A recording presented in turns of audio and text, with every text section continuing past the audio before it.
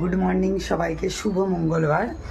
দেখতেই পাচ্ছেন আমার পার্লার, যে পার্লারের উপার্জন থেকে কিন্তু এই স্কুলটা চলে বা আমার এই গরিবের কোচিংটা চলে। শুধু 150টা বাচ্চা যে তা নয়, পাশাপাশি 4-5টা গ্রামের বাচ্চারও দায়িত্ব নিয়েছে, যেগুলোর ভিডিও করি না। তো হয়তো আপনারা বলবেন এটা বেশি বাড়াবাড়ি, বাট আমি কারো কষ্টে থাকতে পারি না।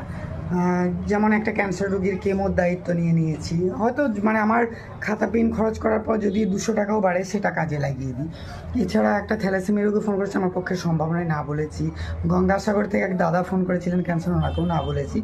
এবং বাঁকুড়ার এক দাদা আমাকে ফোন করেছেন, ওনার পা কেটে বাদ দিয়ে দিয়েছে, কেউ পাশে দাঁড়ায়নি, ওনার পরিবার অচল, একটা ছোট্ট পানগুনতি করবে কিছু সাহায্যের জন্য।